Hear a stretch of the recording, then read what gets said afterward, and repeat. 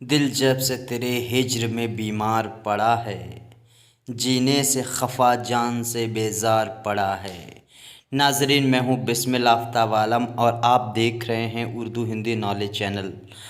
आज जो मैं आपके सामने सवालात पेश करूँगा, इसमें बात करेंगे उर्दू यूजीसी नेट का जो सिलेबस है उसमें जितनी भी मसनवियाँ शामिल हैं उन सभी मसनवियों के किरदार पे बात कर इन जो मसनवियाँ थीं उनके किरदारों पे पहले ही बात कर चुके हैं। आज जो बात करनी है वो हमको बात करनी थी जो सिलेबस में शामिल दास्तान हैं, नसरी दास्तान हैं, उनके किरदारों पे बात करना है। इससे पहले मसनबी के सभी किरदार जो हैं, चाहे सहरुल बयान हो, उसका ख़ुलासा हो, ये सब वीडियो मैं पहले ही आपके सामने पेश कर चुका हूँ।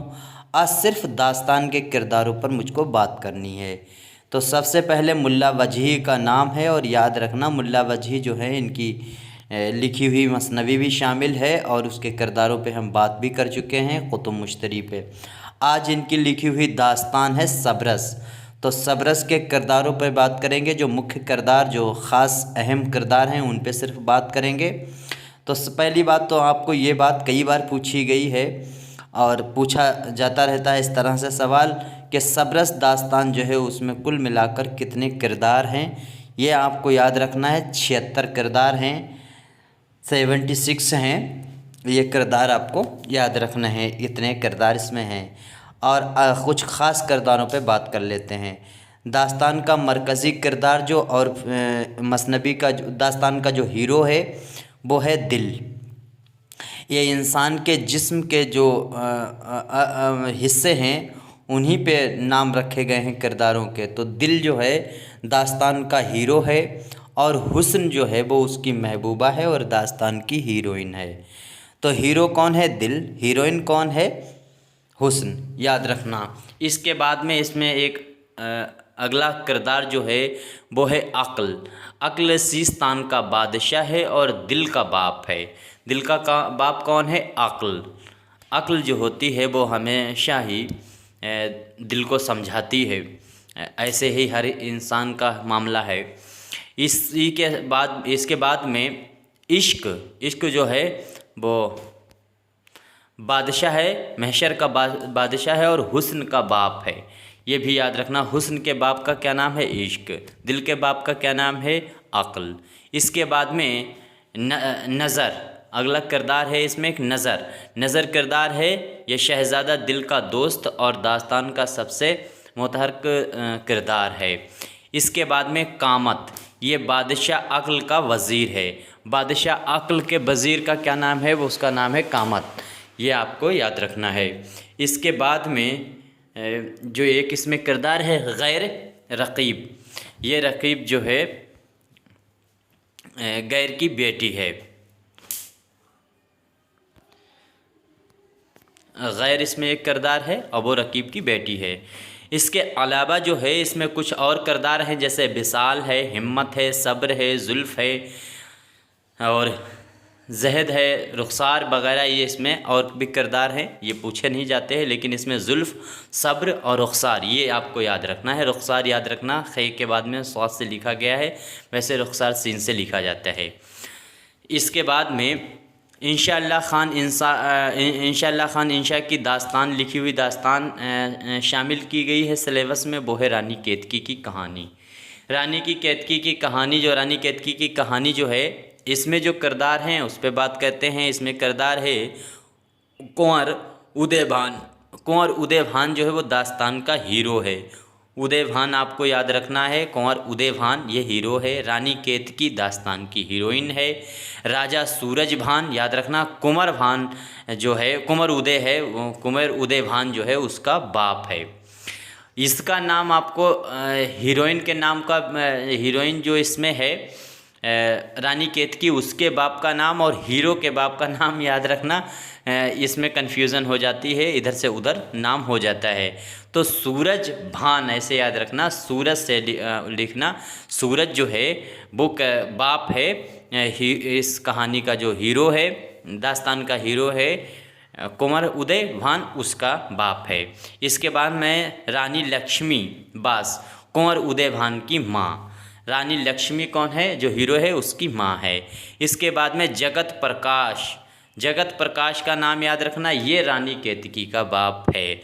तो जगत प्रकाश, प्रकाश से याद रखना रोशनी, प्रकाश से याद रखना वो हीरोइन का बाप है। और सूरज से याद रखना, सूरज भान जो है वो याद रखना है, वो हीरो का बाप है। इसके बाद में कामलता, कामलता इसमें एक अगला किरदार है। और कामलता जो है वो रानी केतकी की माँ है। यानी लक्ष्मी जो है वो माँ है उदयभान की, और कामलता जो है वो है रानी केतकी की माँ। इसके बाद मदनबान भी एक किरदार है जो रानी केतकी की सहेली है। मदनबान जो है यह रानी की सहेली है, रानी केतकी की सहेली है, और दास्तान का सबसे मुतर्क किरदार है। ये हमेशा इसका साथ देती है, हमेशा ही इसका साथ देती रहती है, और हर जगह इसकी मुश्किल में खड़ी होती है। इसकी सहेली है मदन। इसके बाद में जोगी महेंद्रगढ़, जोगी जो है एक, इसमें जोगी का किरदार जब जो है जंग नहीं जीत पाता है, ये जगत प्रकाश सूरज वाहन से नहीं जीतने को होता है, तो अब ये अपने गुरु को बुलाता है। तो इनके गुरु का नाम क्या है, यह है महेंद्रगढ़, और ये जगत प्रकाश का गुरु है। वही अभी मैं आपके सामने बात कर रहा हूँ, जगत प्रकाश का गुरु है, और ये कैलाश पर्वत पर रहता है। इसके बाद में राजा इंद्र गुरु महेंद्रगढ़ का बाप है, इसको भी याद रखना। और इसके बाद में फूलकली मालिन, ये एक इसमें किरदार है। फूलकली ये एक मालिन है, और इसमें मालिन का किरदार किसने अदा किया है, फूलकली उसका नाम है। इसके बाद में अमरावत राजा इंद्र का घोड़ा है।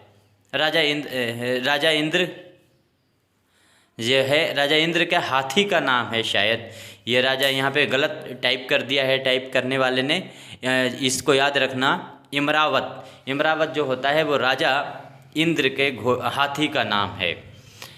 इसके बाद में अगली जो दास्तान है मीर अमन दहलवी की लिखी हुई, बहुत ही अहम, बहुत ही इम्पोर्टेंट। इसके बारे में सभी किरदार आपको पता होना चाहिए, और इस दास्तान के बारे में इसका खुलासा आपको बहुत अच्छे से पता होना चाहिए। चारों दरवेश की कहानी आपको पता होनी चाहिए, साथ में जो बादशाह है उसकी भी कहानी पता होनी चाहिए। और इसमें 4 दरवेशों की कहानी है, लेकिन इसमें 5 कहानियाँ शामिल हैं। तो मीर अमन दहलवी की लिखी हुई दास्तान है बागो बहार। इसमें अब किरदारों पे बात करते हैं। आज़ाद वक्त जो है वो दास्तान का मरकज़ी किरदार है, और रोम का बादशाह है। ये याद रखना कौन सा बादशाह किस शहर का है, किस मुल्क का है, ये कई बार पूछा जाता है कि पूछा जा सकता है कि आज़ाद वक्त जो है बादशाह वो किस मुल्क का था, तो याद रखना रोम। इसके बाद में खिरदमंद, आज़ाद वक्त का वज़ीर, आज़ाद वक्त जो है उसके वज़ीर का नाम है खिरदमंद। इसके बाद में वज़ीर ज़ादी, खिरदमंद की बेटी, उसका किरदार इसमें है।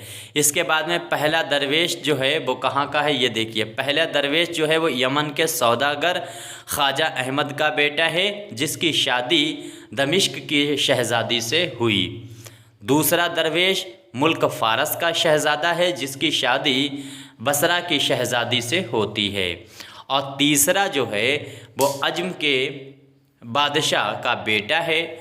तीसरा याद रखना, तीसरा दरवेश कहाँ का है, अजम के बादशाह का बेटा है। और ये क्या है, इसकी शादी जो है वो फ़िरंग की मलिका महर निगार से होती है।